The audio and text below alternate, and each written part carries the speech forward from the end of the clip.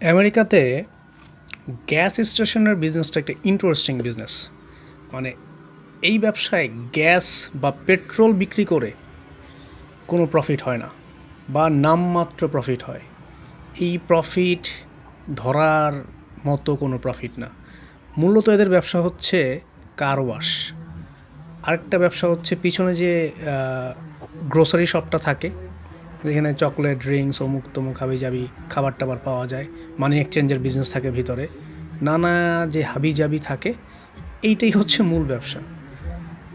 প্রতি গ্যালনে পেট্রোল বা তেলে, গাড়ির তেলের জন্য ওরা হয়তো বা প্রফিট করে 5 সেন্ট 10 সেন্ট, আমি যতটুকু জানি। কিন্তু আসল ব্যবসাটা হচ্ছে ওই যে গ্রোসারি শপ পিছনে, কারও আসে, আশেপাশে দুইটা তিনটা হচ্ছে ভ্যান রাখে, স্ট্রিট ফুডের মতো। মেক্সিকানরা বা যে কোনো ন্যাশনালিটির মানুষজনই কিনে খেতে পারে। বাট এই ধরনের ব্যবসাতে, মানে কার্ট বা হচ্ছে ফুড ট্রাকের বিজনেসে, বেশিরভাগ সময় আমি মেক্সিকানদেরকে দেখি। হয়তোবা এই এলাকাটা মেক্সিকান অধ্যুষিত বলে, বা এই ধরনের মানুষ বেশি বলে হচ্ছে এই ব্যবসাগুলো তারাই করে।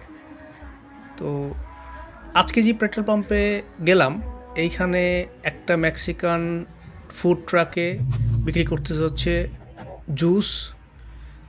তার সামনে আবার ট্রাকে, মানে ট্রাকের ঠিক সামনেই টেবিলে রাখা হচ্ছে ডাব, তারপর আমড়ার মতো কি যেন একটা এই ফল, চিপস।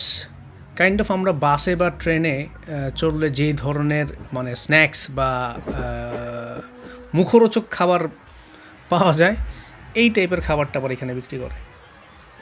এবং দেখবেন এই গ্যাস স্টেশনের গ্যাস নেওয়ার ক্ষেত্রে কোনো অ্যাটেন্ডেন্ট নাই, একদম সেলফ সার্ভিস। সুন্দর।